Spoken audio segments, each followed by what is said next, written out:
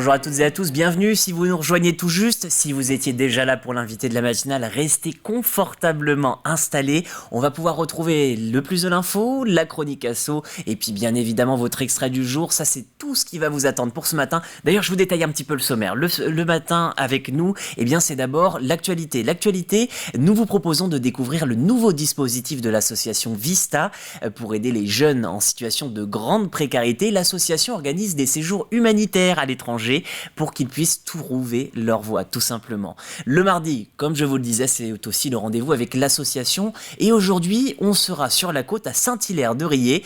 L'association Vers la Vie souhaite associer deux passions, la musique et la botanique. On vous en parle ce matin. Et puis, notre invité de cette matinale, c'était Fabrice Garando. Nous avons évoqué la nouvelle édition de Vendée Cœur, cet événement caritatif sur la côte vendéenne. Le thème de cette année, c'est autisme et inclusion. Et vous l'avez entendu, les dons sont ouverts. Il manque encore quelques dons puisqu'ils souhaitent obtenir 140 000 €. Donc n'hésitez pas, si la question de l'autisme vous intéresse, vous pouvez faire un don sur la page de l'association Vendée Cœur. Voilà dans les grandes lignes. On va passer tout de suite aux informations pratiques avec d'abord la météo. Le temps ne sera pas très agréable aujourd'hui, en tout cas bien moins que ce week-end et lundi. Aujourd'hui, la grisaille est de mise un petit peu partout. Dans les terres, tout d'abord, elle sera accompagnée de 4 degrés et sur le trait de côte, la température sera plus douce, 8 dans l'après-midi. Quelques averses sont à prévoir. Les températures ne dépasseront pas les 10 degrés, mais vous le voyez dans la journée, dans l'ensemble, même si la grisaille est de mise, il devrait y avoir quelques apparitions de soleil. Côté marée, la marée haute, c'était il y a à peu près une heure à 7h40 avec un coefficient de 67.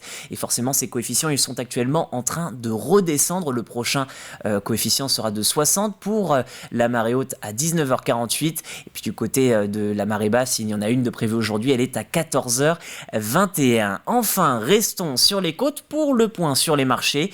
Il y a les Sables d'Olonne, l'Aiguillon, la Tranche-sur-Mer ou encore Talmont-Saint-Hilaire. Et puis notez bien évidemment Saint-Gilles-Croix-de-Vie, c'est jusqu'à 13h. Vous pouvez en profiter pour rejoindre toute l'équipe de TV Vendée et notamment Caroline Tronche et Aurélien Huard ainsi que les équipes de Ouest France puisque nous enregistrons aujourd'hui la 3e émission sur le marché en vue des élections présidentielles. Et puis voilà, maintenant que vous avez toutes ces informations, n'oubliez pas que l'enregistrement c'est à 10h30, 11h. Enfin, dernière chose, le saint du jour, c'est Jean. Bonne fête aux gens. Pas un mot de plus désormais, on va tout de suite démarrer votre JT d'actualité sur TV Vendée.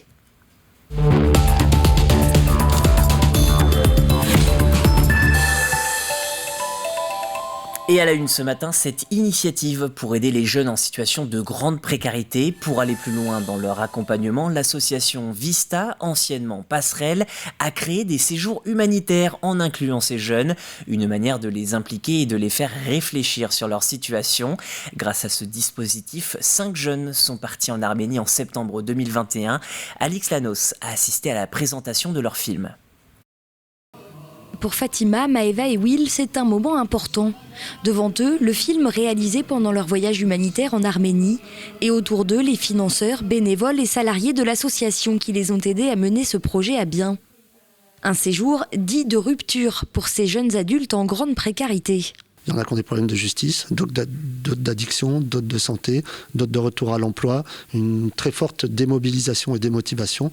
Et bien là, l'objectif, c'est de remobiliser et de travailler l'estime et la confiance en soi. Sur place, les 5 bénéficiaires au profil très hétéroclite vont donner des vêtements, rencontrer des enfants réfugiés du Haut-Karabakh ou encore réparer les aménagements extérieurs d'un centre d'accueil pour personnes en situation de handicap. Ça nous met des petites claques dans la tête où on se rend compte que effectivement, on est très bien où on est, ça nous fait relativiser sur notre vie, sur notre confort, sur même si effectivement aujourd'hui nous sommes en précarité, du moins considérés comme tels en France, mais pour eux on est riche, quoi. La précarité chez nous n'a rien à voir avec celle de chez eux, on ne connaît pas la famine, on a cette chance, on ne connaît pas la guerre. C'est le 2e séjour de rupture pour Will, déjà parti en Algérie en 2019. Il avait cette fois un rôle de valeur exemple. Il a en effet réalisé un pas de géant depuis ses séjours humanitaires. J'étais à la rue concrètement et ensuite ça m'a vraiment poussé. Je suis parti en Arménie.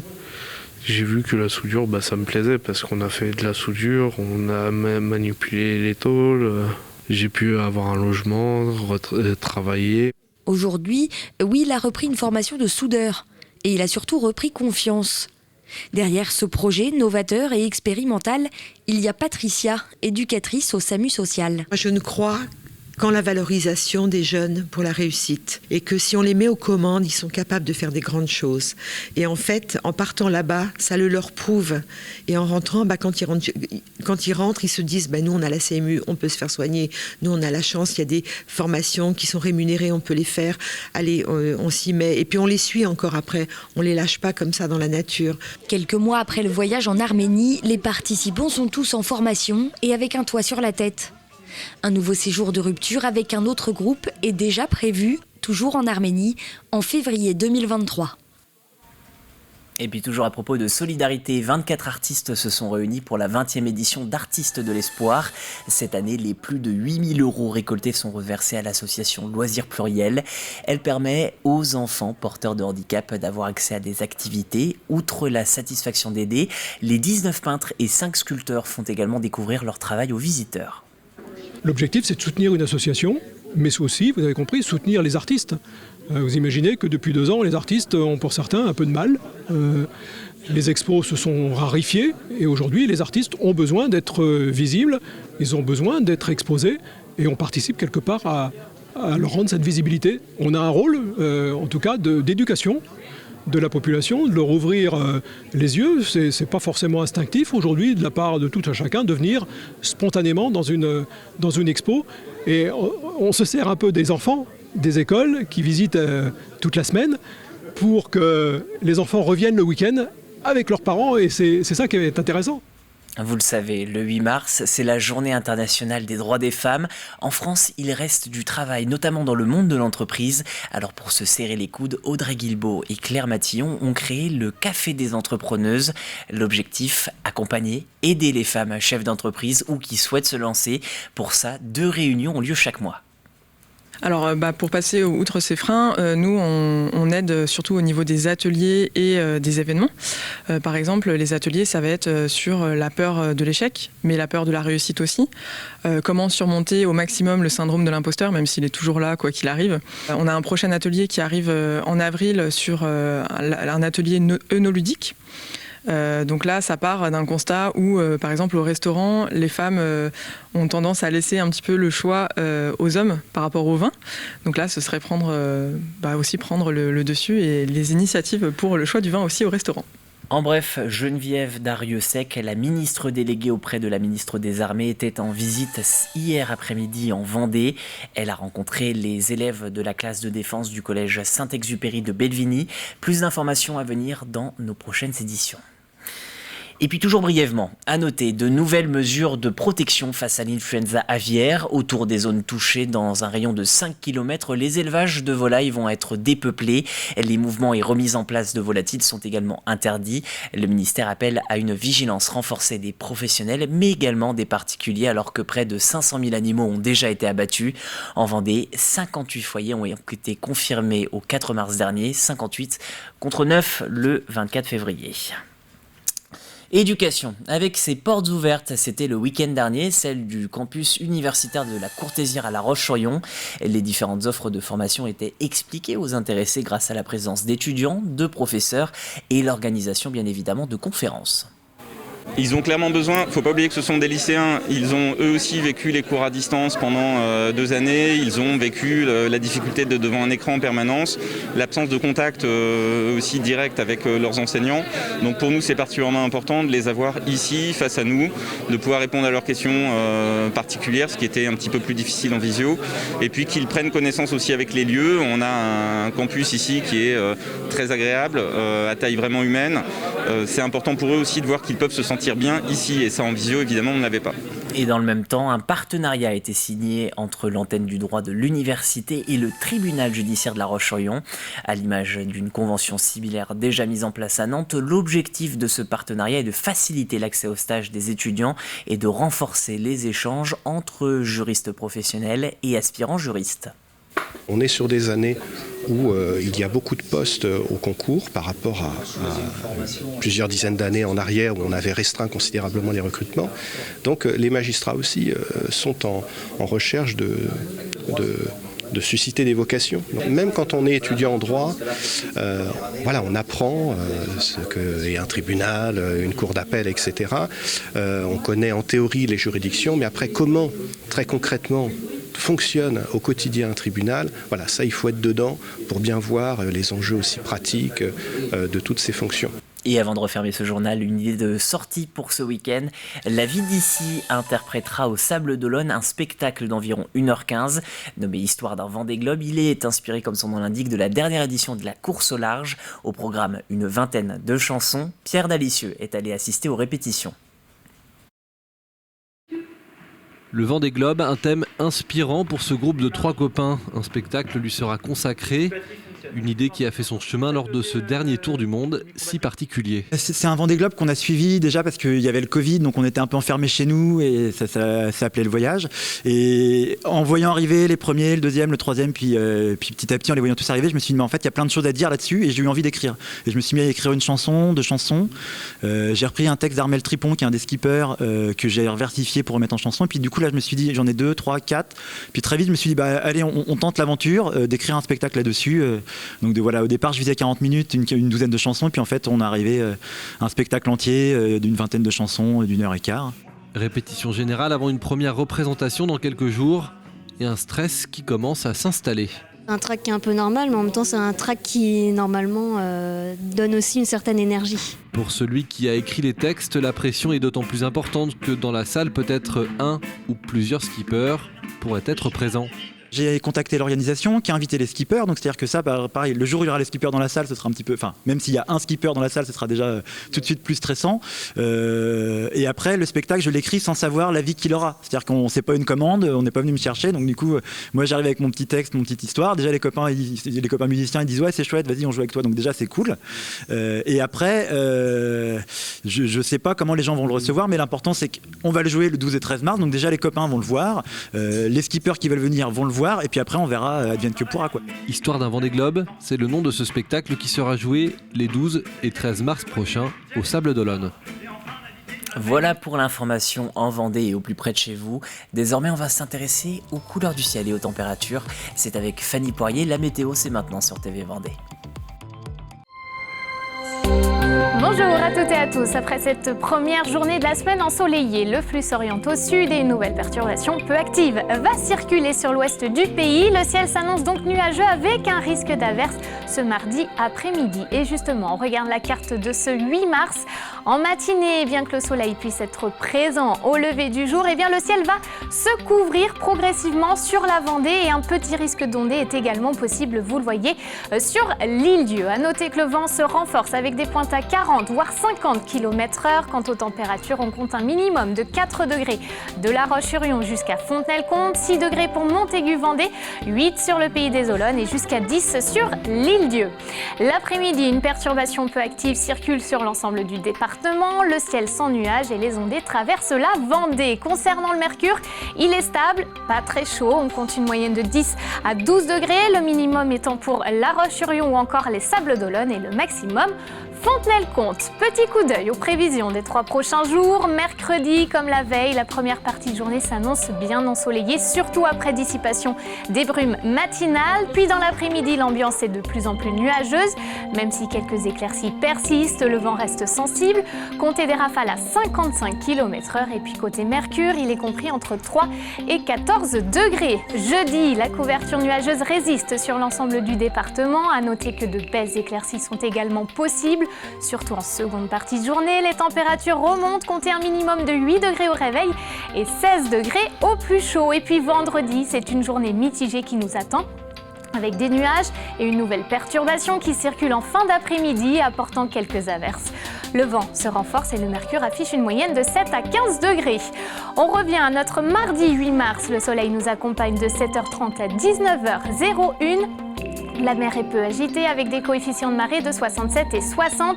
Basse mer 14h21, pleine mer 7h40 et 19h48. Merci à vous de nous avoir suivis. Je vous donne rendez-vous très vite sur TV Vendée pour le prochain point de la semaine. Belle journée à tous.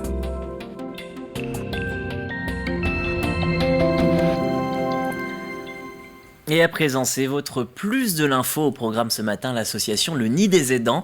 Les aidants, vous le savez sûrement, ce sont ces personnes qui aident un proche, un ami ou un membre de leur famille dépendante. Parfois, c'est un travail invisible et difficile. Alors l'association Le Nid des Aidants est là pour apporter soutien et parfois réconfort.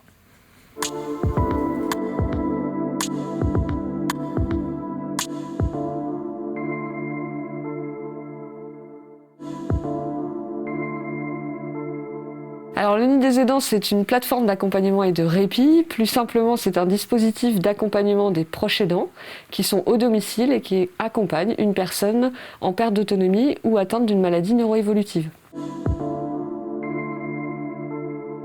On va trouver du soutien, de l'écoute, ce qui est la première étape, avec un interlocuteur unique, ce qui va nous permettre aussi de créer la relation de confiance. Et puis ensuite, plein de propositions au nid qui peuvent permettre de prendre des temps collectifs de répit, des temps de suivi individuel. On a une psychologue qui est présente sur chaque antenne, qui peut vous soutenir et vous écouter. Et puis des temps de formation pour mieux comprendre la maladie de mon proche. Il y a des choix de territoire qui sont aussi en lien avec les besoins et puis on a aussi une réalité qui est celle de nos agences régionales de santé puisqu'on ne pouvait pas tout déployer en un seul tenant. Donc on a fait des choix, on a priorisé le territoire Sud-Vendée parce qu'effectivement c'était un territoire qui était un peu moins doté en termes de ressources et de dispositifs. Et puis ensuite le Nord-Ouest, puisqu'on avait des sollicitations d'aidants régulièrement. J'ai déjà eu plusieurs rendez-vous avec des aidants à domicile pour le moment, mais j'ai également reçu des personnes à mon bureau à Châlons. Ils vont pouvoir bénéficier du soutien, un temps d'écoute aussi qui est très important. Et du coup, on va pouvoir avec eux faire le point sur leur situation, voir comment ça se passe à domicile et dans quelle mesure on peut leur apporter du soutien, du répit aussi via les animations qu'on va pouvoir leur proposer et via le soutien psychologique aussi qui sera proposé prochainement.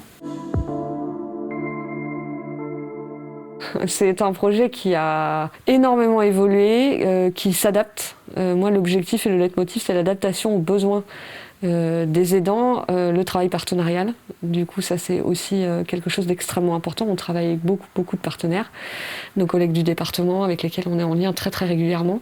Nous, on ne vient pas se spolier à quelconque mission, on vient bien compléter sur la thématique des aidants. Et effectivement, le Nid des Aidants a énormément évolué et bougé parce qu'on l'a repensé en fonction de ce qu'on voyait et en fonction des besoins aussi. Les aidants nous ont beaucoup aidés dans la construction de ce nid par rapport à ce qu'ils avaient réellement besoin. À horizon 2023, l'objectif de nos agences régionales de santé, c'est que l'intégralité du département soit couvert, a priori couvert par 2 plateformes. Et donc nous, l'objectif serait de pouvoir déployer un dernier territoire, qui est le territoire centre, pour couvrir au total 4 territoires. Et puis ensuite, nos collègues de Cholet pourraient potentiellement couvrir le nord-est. L'objectif étant bien que peu importe où je me trouve en Vendée, à partir du moment où je suis aidant, j'ai un dispositif qui peut m'accompagner. Et en France, il y aurait 10 millions d'aidants, d'après une enquête menée par Ipsos et la Massif. N'hésitez pas à vous rapprocher de cette association si vous faites partie de ces aidants et que vous avez des questions ou des envies.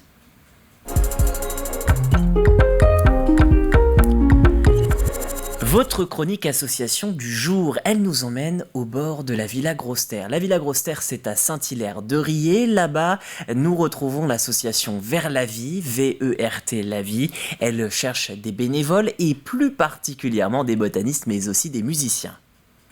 Bonjour, je suis Bernard Taillet. Bonjour Bernard, alors ensemble nous allons parler de l'association Vers la Vie, une association basée notamment, puisqu'il y a 5 sites différents, sur la Villa Grosse-Terre. Ça demande beaucoup d'entretien en fait. À quoi sert cette association Vers la Vie tout simplement ?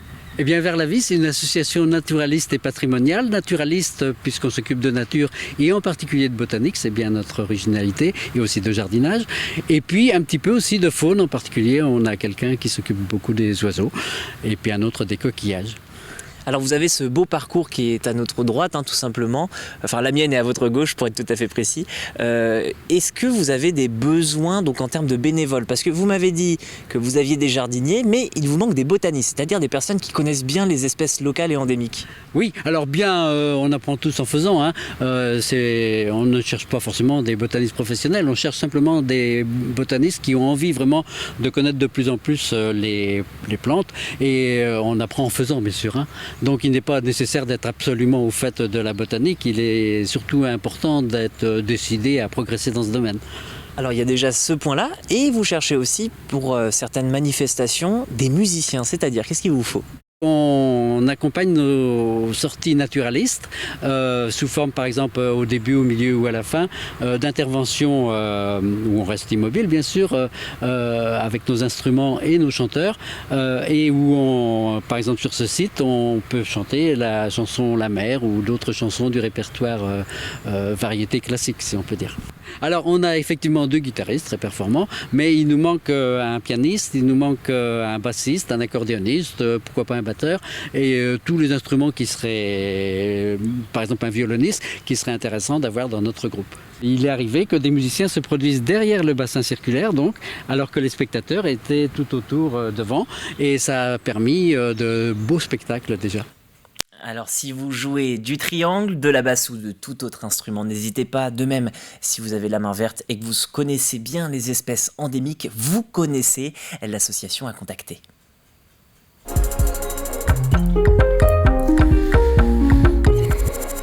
Et on termine comme chaque matin l'extrait du jour, c'est Backstage. Aujourd'hui on part à la rencontre de Thérèse. Après 10 ans d'absence, l'artiste revient avec un tout nouvel EP et un nouveau spectacle. Même pas mal, c'est tout nouveau et c'est dans cet extrait du live de Thérèse. Il y a tant de sourires hors du commun, dans les couloirs du quotidien, tant de choses à dire. On peut rester pour aller plus loin, d'un geste tendre la main, dans les couloirs du quotidien. Pour mieux s'en sortir, on peut rester pour aller plus loin.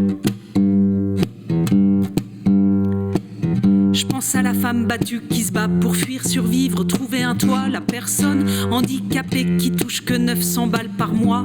Le manchot amputé qui sait encore tendre la main. Et cet homme en fauteuil qui se lève tous les matins.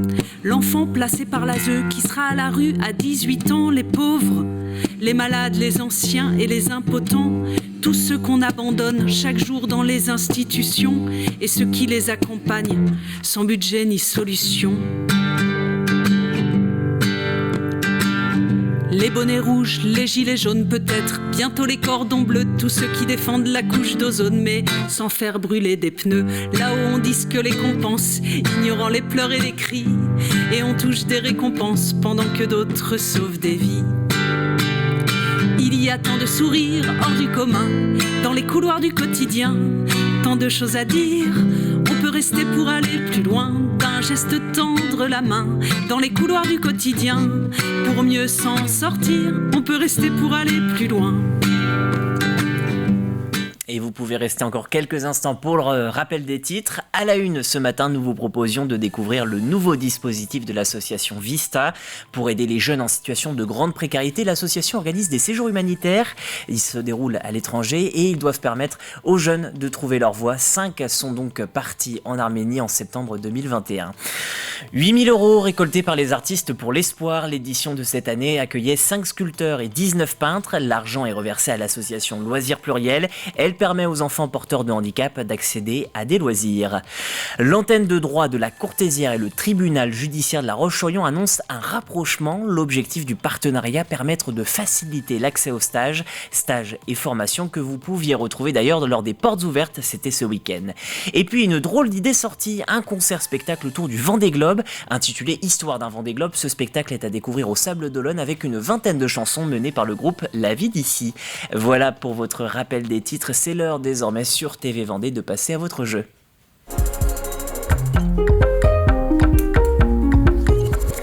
Et la question d'aujourd'hui, vous la connaissez peut-être, c'est la suivante. Grâce au bois, que fabrique dans son atelier Papy Charles? Je vous répète la question, grâce au bois, que fabrique dans son atelier Papy Charles?